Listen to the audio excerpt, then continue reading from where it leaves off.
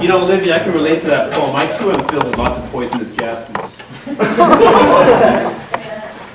Yeah, you better believe it. Especially on that bus. Jesus. That's the Communist Party. They have the party of the communists. So here's another depressing piece. I'll get to that train piece, all right? Don't worry. You gonna stick around? Okay, I'll get to that for you, all right? Just not now, okay? I gotta get through this, kind of traumatic kind of shit first, okay? Is that cool? I don't care what the rest of you think. I just don't care what you think. So, this is called Handbag Maiden. This is also about my city. I'm gonna stand over here first. Sunday. Like last Sunday. And the last Sunday before that. Open stages jonesing for features, those writers reciting hand-worn genius for less than appreciative audiences. He had no skill to distinguish himself in that way. Tonight was just another drinking opportunity. One last bullet to fend off Monday. The feature was one of those crossover superstars, you know the type. Tons of swooning fans bought up all his merch and ignored the flyers for the local readings. Afterwards, the superstar poet who had been known to buy a few rounds wanted to party. So he decided to tag along. They passed some winos on the way to the bar. He gave him a few coins. Some guy with a deep bleeding head wound. He gave him a few coins. And those rowdy native guys at the corner college in Spadina, he gave them a few coins. He was kind of scared of them. And just when he suspected he could be the softest of touches comes a little old lady in faded velvet coat, wrinkled potato chip of a figure. Not as grimy as your typical bag lady, but she has a story more tired than the rhinestones on her handbag. How she has to get home to her kids. He wondered if they all lived in syringes. He said no coins and walked on, following his friends, his sort of friends, into a bar.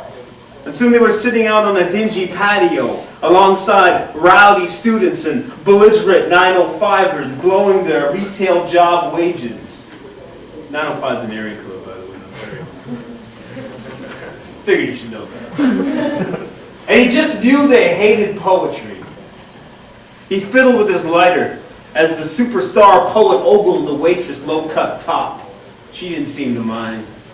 The bullshit started flowing, and soon they were out-louding the loudmouths. Of course, words were exchanged. There promised to be trouble, so he handled it the way he always did. Undertook the goal of getting drunker. He swigged his pint too fast. The carbonation had made him retch.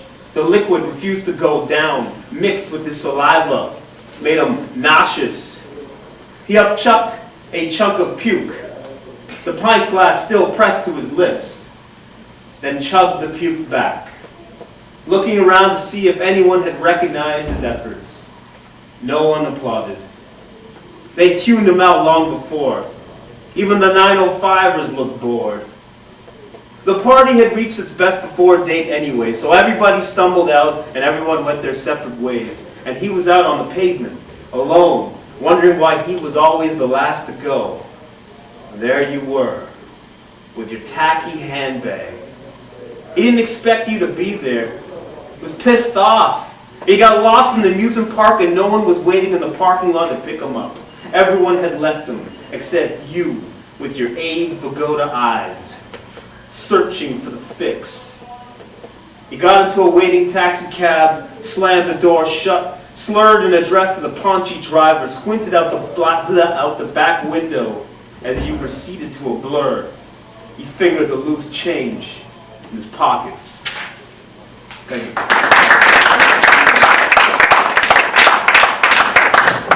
Jackie, Corey, you're on. Okay,